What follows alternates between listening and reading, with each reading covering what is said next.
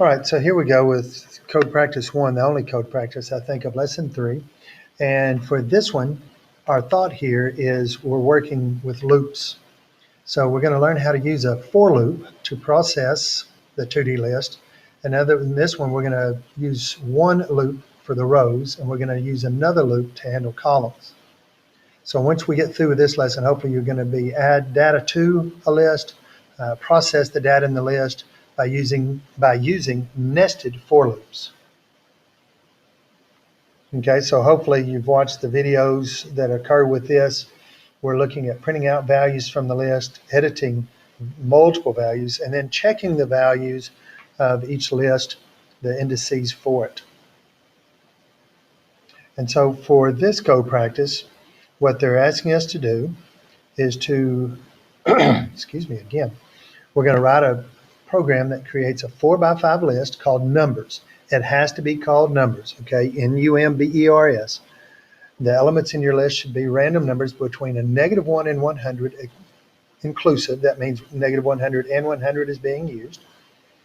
Then we're going to print the list as a grid, okay? And we're going to call it various points. And you're going to have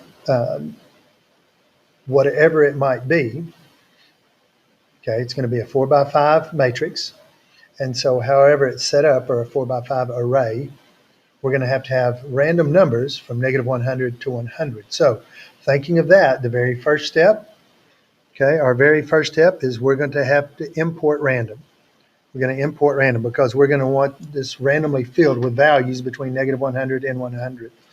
And it would then be cool if once you create that, you'd be able to switch it around and find the sum of the numbers. Can't say it'd be a great gambling game, so I won't go there. Okay, so as we look at that, so we're going to import random, then we're going to name our array. We're going to declare it, say that numbers, and this has to be numbers, has to be an S there. They defined it, told you they wanted it that way. That's going to be our array. And so now for R in range 4, R stands for what?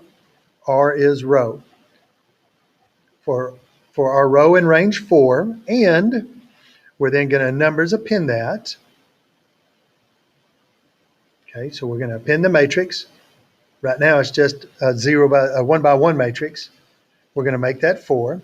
Then for R in range length of numbers, whatever this number, in this case it's 4. So then we're going to take that and we're going to say for C in range 5, C means columns. Aren't you always concerned about how you spell columns?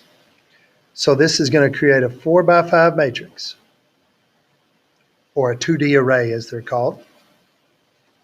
So for numbers R, which we're having that as 4, we're going to pin the random integer -100 to 100. So you got to have rand int, int, or int. So far, so good. And it's not only going to do our rows, but it's going to do it for 5 columns. So for row and length numbers, for C, for our columns, and range length numbers R. So for each column, we're then going to print numbers RC. Whoops, you can't see that. Sorry, I'll start over. Okay, so this is our first for loop that's going to make our number of rows 4. This is our second for loop for whatever our length of numbers is. We're going to make our 5 columns, and then we're going to randomly assign from -100 to 100 values for that. So then our next for loop for R in range length numbers, make sure you have the correct number of parentheses and the colon there. For C in range length numbers R, we're then going to print, because we've already defined R as having 4 rows, C columns is 5. We're going to place those in there and end equals, quote unquote. Make sure you close your parentheses, then we're going to print that array. Okay, so we have 3 for loops. Really, we have 5, because we have these other 2 built in. But make sure when you put your colons on here that it tabs this over, colon and colon and a colon and a colon and a colon. These aren't going to all be lined up. And then that's going to print a 4x5 matrix